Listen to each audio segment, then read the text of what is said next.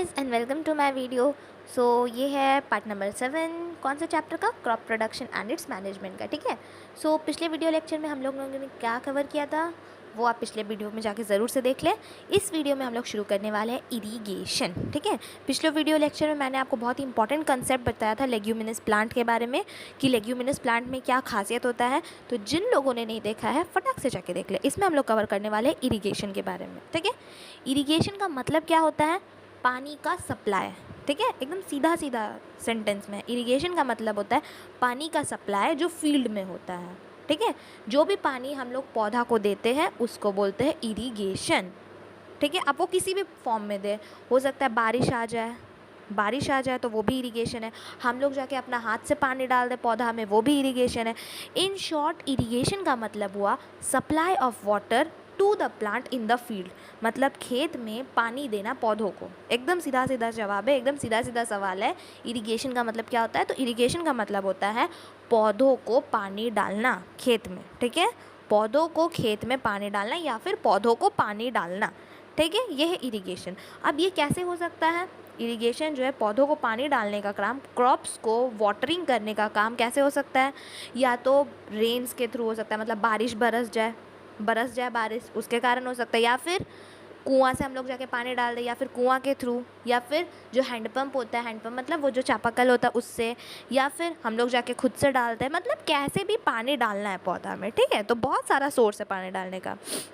अब इसमें सवाल आता है एक, क्या हर पौधा को एक जैसा पानी चाहिए?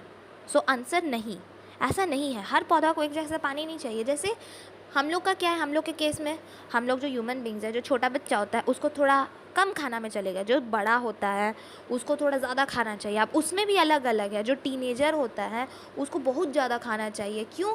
क्योंकि उसका बॉडी ग्रो कर रहा होता है, तो वो अलग अलग केस है। ठीक है, यही चीज़ यहाँ पौधा लोगों के साथ होता है। पौधा के साथ क्या होता है कि कुछ पौधा को बहुत ज़्यादा पानी चाहिए, कुछ पौधा को कम पानी चाहिए, कुछ पौधा को उगने वक्त पानी चाहिए, कुछ पौधा को उगने से पहले पानी चाहिए, मतलब इस टाइप से। ठीक है, इसमें एक दो एग्जाम्पल देख लेते हैं। जो पैडी होता है, ठीक है, पैडी मतलब धान का जो खेती होता है, पैडी जो होता है, पैडी को स्टैंडिंग वाटर में ग्रो किया जाता है, मतलब खड़ा पानी में ग्रो किया जाता है। मैंने पार्ट 2 की पार्ट 3 वीडियो में बहुत अच्छे से इसको बताया है कि पैडी को खड़ा पानी में ग्रो क्यों किया जाता है। इसको ग्रो करने का कारण ये है ताकि एक प्रॉपर अमाउंट में सनलाइट मिले, इसको प्रॉपर अमाउंट में वाटर मिले। पैडी जो है उसको स्टैंडिंग वाटर में ग्रो किया जाता है। स्टैंडिंग वाटर मतलब खड़ा पानी। खड़ा पानी का मतलब बहुत ज़्यादा पानी एक जगह पे स्टोर किया जाता है, उसके बाद वहाँ पे अपना हाथ से एक एक धान को चुन चुन के, पैडी को चुन चुन के, इसमें मेनली औरतें जो होती हैं वो कल्टीवेट करती है इसको। समझ में आया? पैडी कल्टीवेशन ये है। मैंने पार्ट 3 की पार्ट 4 वीडियो लेक्चर में इसको कवर किया, आप लोग जाके ज़रूर से देखें। ठीक है, अब और एग्जाम्पल क्या है? जो वीट होता है, आप लोग के बुक में लिखा हुआ है, एक तो पैडी हो गया और दूसरा जो है वीट। वीट जो है उसको पानी कब चाहिए? उसको पानी चाहिए प्लॉइंग से पहले, मतलब जब हम लोग वीट का सीड जो है खेत में डालते हैं, खेत में डालने से पहले, मतलब जब हम लोग प्लॉ कर लिए फील्ड को, प्लॉ मतलब जब हम लोग खेत का जुताई कर लिए, उसको जुताई बोलते हैं हिंदी में। तो जब हम लोग खेत को प्लॉ कर लिए, दैट इज़ टिलिंग कर लिए खेत का, उस टाइम पे हम लोग को खेत में पानी डालना पड़ता है। समझ में आया? प्लॉइंग के टाइम पे हम लोग जब वीट का प्लांट उगा रहे हैं तो हम लोग को प्लॉइंग के टाइम पे उसमें पानी डालना होता है। ठीक है, इसका मतलब एक चीज़ तो साफ़ हो गया कि हर प्लांट को अलग अलग वे में पानी चाहिए, सबको एक जैसा पानी नहीं चाहिए। ठीक है, फिर हम लोग का दिमाग में एक क्वेश्चन आता है, अच्छा पानी तो पानी होता है, अगर किसी प्लांट में कभी ज़्यादा पानी डाल भी दिए तो क्या ही होगा? कुछ होने जाने का तो नहीं है, प्लांट ज़्यादा पानी पी लेगा, थोड़ी कुछ होगा। और ज़्यादा ही हुआ तो प्लांट का भी तो एक्सक्रीशन सिस्टम होता है, जो ट्रांसपीरेशन होता है, पता है ना आप लोगों को? प्लांट का भी एक्सक्रीशन सिस्टम होता है। कैसे? वो प्लांट्स जो है वो लीव्स के थ्रू अपना एक्सक्रीशन करता है। ठीक है, ये आप लोग हायर क्लास में पढ़ेंगे। प्लांट्स जो है अपना एक्सक्रीशन लीव्स के थ्रू करता है। वो जो पत्ता में पानी नहीं होता है उसके थ्रू प्लांट्स अपना एक्सक्रीशन करता है। तो दिमाग में आता है कोई बात नहीं, प्लांट्स में हम लोग थोड़ा ज़्यादा पानी डाल देते हैं, अगर उसको पानी चाहिए तो पिएगा, नहीं चाहिए तो नहीं पिएगा, वो उसका मर्जी। ऐसा भी लगता होगा दिमाग में, बट आंसर ऐसा नहीं होता है। अगर हम लोग ज़्यादा पानी डाल देते हैं तो उसके कारण वाटर लॉगिंग का समस्या उत्पन्न हो जाता है। Water logging. अब ये वाटर लॉगिंग क्या है? वाटर लॉगिंग का मतलब होता है अगर हम लोग प्लांट में हद से ज़्यादा पानी डाल दें जिसके कारण मिट्टी में पानी पानी भर जाता है अंदर में, और उसके कारण प्लांट के पास सांस लेने के लिए जगह ही नहीं बचता है। इमेजिन करिए आप लोगों को पीना है 1 गिलास पानी, अब 1 बाल्टी पानी को ही आप लोगों को पिला दे तो क्या होगा? मतलब अकबकी लगने लगेगा ना, ऐसा लगेगा मतलब ऑक्सीजन कहाँ से ले, कार्बन डाइऑक्साइड कहाँ से छोड़े, सांस कहाँ से ले कहाँ से छोड़े वाला हाल हो जाएगा। यही हाल होता है प्लांट लोगों के साथ। जब हद से ज़्यादा पानी डाल दिया जाता है तो जो मिट्टी है, मिट्टी का तो पूरा जगह ही भर गया, तो हवा कहाँ से घुसेगा, कहाँ से बाहर निकलेगा, यही चीज़ होता है प्लांट के साथ, जिसके कारण प्लांट कभी कभी मर भी जाता है। प्लांट डाई मतलब प्लांट मर जाना मतलब क्रॉप खराब हो जाता है। समझ में आया?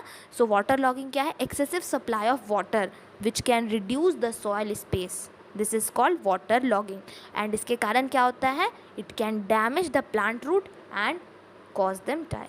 समझ में आ गया? जिसके कारण प्लांट मर भी जाता है। ठीक है, अब प्लांट का जो इरिगेशन का प्रोसेस है ऐसा तो नहीं है कि आज बना है, बहुत टाइम पहले से चलता आ रहा है। तो इसमें हम लोग सबसे पहले पढ़ने वाले ट्रेडिशनल सिस्टम ऑफ इरिगेशन। मतलब ट्रेडिशनल मतलब अपना पूर्वज लोगों से चला आ रहा है, जो पुराने ज़माने में कैसे प्लांट पानी दिया जाता था पौधा को। अगर आप लोग कोई खेत वेत से रिलेटेड है, किसी का घर गाँव वाँव में, तो आप लोग देखे होंगे कि पुराने ज़माने में कैसे पानी दिया जाता था। कुआँ से निकालो पानी, पौधा में डाल दो, या फिर खेत के सामने छोटा छोटा पॉन्ड बना हुआ है, रिवर बना हुआ, उससे पानी निकालो डाल दो। यही सब तरीका था ना। मतलब जो भी है ह्यूमन लेबर के थ्रू सब होता था, जितना भी काम है सब ह्यूमन लेबर के थ्रू होता था। यही बात है, यही काम होता था पुराने ज़माने में। अगर कोई पूछे कि ट्रेडिशनल सिस्टम क्या इरिगेशन का, तो क्या है? कुआं से पानी निकालो डाल दो, चापाकल चलाओ, ट्यूबवेल चलाओ, पानी निकालो डाल दो, जाओ जाके पॉन्ड से पानी लेके आओ, लेक से पानी लेके आओ, रिवर से लेके आओ, या फिर बारिश तो बरसे गई, बारिश बरसेगा तो उससे पानी मिलेगा ही। और एक चीज़ आप लोगों को पता होना चाहिए कि इंडिया एक मॉनसून टाइप ऑफ क्लाइमेट है। मतलब इंडिया आज भी मॉनसून के ऊपर बहुत ज़्यादा डिपेंडेंट है, बहुत ज़्यादा डिपेंडेंट है। ठीक है, पहले का टाइम पे भी यही था, आज का टाइम पे भी ये है। पर एक चीज़ जो आप लोगों को मेजर डिफरेंस याद रखना है कि पहले के टाइम में ह्यूमन लेबर का बहुत ज़्यादा यूज़ होता था। ह्यूमन लेबर मतलब हम लोग का जो मैकेनिज्म, हम लोग का जो हाथ का शक्ति है, पैर का शक्ति है, हम लोग का जो बॉडी का शक्ति है, वो बहुत ज़्यादा यूज़ होता था। सपोज़ हम लोग को कुआं से पानी निकालना, तो कुआं से पानी निकालने के लिए भी हाथ पैर नहीं, पर हाथ का पूरा मसल का खिंचाव लगता है। अगर चापाकल चलाना है तो उसके लिए भी बहुत ज़्यादा मेहनत लगता है। अगर हम लोग को जाके नदी से पानी लेके आना, तो उसके लिए भी चल के जाओ, फिर उठाओ, उतना पानी डालो, और कितना बड़ा खेत है उतना पानी डालो। मतलब ह्यूमन का लेबर बहुत ज़्यादा लगता था पुराने ज़माने में। ठीक है, इसलिए पहले का आदमी लोग मजबूत भी होता था, और आजकल का बच्चा लोग बहुत अच्छा, मतलब पता ही आप लोगों को क्या बताया। ठीक है, तो ट्रेडिशनल सिस्टम ऑफ इरिगेशन में बहुत ज़्यादा ह्यूमन लेबर लगता था। ठीक है, और कभी कभी ऐसा भी होता था कि ये बहुत महंगा भी होता था। मतलब महंगा नहीं, सस्ता ही होता था, इसमें क्या ही महंगा, सस्ता ही होता था, पर उतना अच्छा नहीं होता था। उतना अच्छा इन द सेंस, क्योंकि अगर सपोज़ हम लोग के पास खेत है बहुत बड़ा वाला, उसमें पानी डालना है, बड़ा सा खेत है, मेरे पास तो है ही ना बड़ा सा खेत में, हमेशा आप लोग को एग्जांपल में देती हूँ। तो उसमें अगर मुझे पानी डालना है तो क्या करूँगी मैं? या तो कुआं से खींच खींच के पानी निकालूंगी। अगर मैं पुराने ज़माने में होती तो क्या करती? या तो कुआं से खींच खींच के पानी निकालती, या फिर जाके नदी से पानी ढो ढो के लाती। इससे क्या होता, कोई जगह तो खेत में बहुत ज़्यादा पानी पहुँच जाता, कोई जगह कम पानी पहुँच जाता। मतलब ऐसा तो नहीं है ना कि मैं एक्यूरेट मेजरमेंट के साथ हर पौधा को एकदम इक्वली पानी देती, नहीं, कहीं पे बहुत ज़्यादा पानी हो जाता, कहीं पे बहुत कम पानी हो जाता। तो हम लोग बोल सकते हैं कि ट्रेडिशनल मेथड सस्ता तो था, पर वो उतना प्रॉपर नहीं था। कहीं पे बहुत ज़्यादा पानी आ जाता था, कहीं पे बहुत कम, जिसके कारण कहीं तो पौधा को अच्छा पानी मिलता, कहीं पे बहुत ज़्यादा मिलने के कारण पौधा मर भी जाता, और कहीं पे पौधा को पानी नहीं मिलता। समझ में आया? तो ट्रेडिशनल सिस्टम अच्छा भी है तो बुरा भी है। ठीक है, आगे हम लोग पढ़ने वाले हैं modern system of irrigation. Modern system मतलब अभी का सिस्टम जो हम लोग यूज़ करें, मॉडर्न ज़माना का। ठीक है, मॉडर्न सिस्टम ऑफ इरिगेशन में आप लोगों को 2 सिस्टम पढ़ना है। सबसे पहला है स्प्रिंकलर सिस्टम। स्प्रिंकलर सिस्टम नाम से ही पता चल रहा है, स्प्रिंकल होता है, पानी यहाँ पे फव्वारा की तरह निकलता है। ठीक है, फव्वारा की तरह मतलब जैसे बारिश में क्या होता है, रेनफॉल के टाइम पे क्या होता है, पानी जो है ऐसा लगता है जैसे एक बादल जो है वो फट गया, ऐसा नहीं लगता है। बारिश होता है जैसे कि पूरा आसमान एकदम आसमान खुल सा गया है और बारिश एकदम शावर की तरह निकल रहा है, बस वैसा ही होता है स्प्रिंकलर सिस्टम में। ऐसा होता है कि एक शावर खोल दिया जाता है और पानी पूरा खेत में पड़ता है। ठीक है, स्प्रिंकलर सिस्टम का मतलब एक तरीके से रेनफॉल सिस्टम ये होता है। उसको उसी तरीके से डेवलप किया गया है कि जैसे रेनफॉल के टाइम में बारिश में जैसे खेत में पानी पड़ता है ना, वैसे ही पानी इस सिस्टम में पड़े, ठीक है। इसके लिए मैं आप लोगों के लिए एक बहुत अच्छा फ़ोटो भी लेके आई हूँ, आप लोग उसको ध्यान से देखिए तो आपको शायद समझ में आएगा। ये है स्प्रिंकलर सिस्टम, इसमें जो पाइप लगा हुआ है, ये देखिए जो गोल गोल गोल गोल घूम रहा है ना, ये खेत में एकदम इक्वली पानी देता है हर जगह, जैसे बारिश में पानी नहीं आता है उसी टाइप का पानी। अब स्प्रिंकलर सिस्टम में होता क्या है, इसमें होता ये है कि एक पाइप होता है, एक पाइप के ऊपर एक तरह इसमें जिस तरीके का रोटेटिंग नोज़ल है ना, मतलब घूमता हुआ नोज़ल लगाया गया है। नोज़ल मतलब ये जो घूमता हुआ चीज़ आप लोगों को दिख रहा है, इसी को बोलते हैं रोटेटिंग नोज़ल। मतलब एक पाइप होता है जो परपेंडिकुलर डायरेक्शन में होता है, एक पाइप जो सीधा होता है उसके ऊपर इस तरीके का घूमता हुआ चक्री जैसा लगाया जाता है जिससे पानी निकलने वाला होता है। और ये जो पाइप होता है इसको मेन पाइप के साथ कनेक्ट कर दिया जाता है। मेन पाइप मतलब वही पाइप जो किसान लोगों का घर से आता है, जिससे जो पानी लेके आता है। मतलब अगर इसको थोड़ा सा और सिंप्लीफाई वे में समझाऊँ तो बोल सकते हैं कि जो किसान का घर से जो पाइप आता है, जो एक बड़ा सा पाइप होता है, उस पाइप में एक परपेंडिकुलर डायरेक्शन में, परपेंडिकुलर मतलब सीधा डायरेक्शन में एक इस तरीके का मेटल का लगाया जाता है। उसके ऊपर एक रोटेटिंग नोज़ल होता है। रोटेटिंग नोज़ल का मतलब ये जो घूम रहा है ये लगाया जाता है। और इस रोटेटिंग नोज़ल में क्या होता है, इससे पानी फव्वारा की तरह निकलता है। जब कोई भी फार्मर जो ओरिजिनल पाइप है उसमें अपना नल ओपन करता है या फिर जिससे भी कनेक्टेड है, जैसे ही नल खोलता है तो जो ओरिजिनल पाइप है उससे पानी फ़्लो करता है। और पानी फ़्लो करता है तो परपेंडिकुलर डायरेक्शन में होने के कारण, वेट मैं आपको थोड़ा सा अच्छे से इसको समझाती हूँ। हाँ, ये वाला पोर्शन, ये जो हो रहा है ना, ये जो परपेंडिकुलर डायरेक्शन में है, ये परपेंडिकुलर डायरेक्शन में होने के कारण जब मेन पाइप से यहाँ से मेन पाइप होता है, तो मेन पाइप से जब पानी फ़्लो करता है ना, फ़्लो करने के कारण यहाँ पे पानी आता है और सीधा जाता है। सीधा जाने के कारण बहुत ज़्यादा प्रेशर लगता है पानी पे, और इतना ज़्यादा प्रेशर के कारण ही पानी ऊपर फव्वारा की तरह एकदम निकलने लगता है। समझ में आया?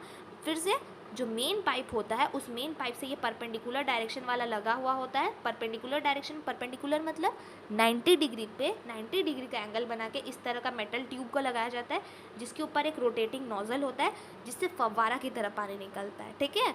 और इसका काम क्या होता है, जैसे ही किसान अपना घर में पाइप को यहाँ पे नल को ऑन करता है, ये सपोज़ मेरा नल है, यहाँ नल ऑन करता है, पानी यहाँ से एकदम स्पीड में जाता है।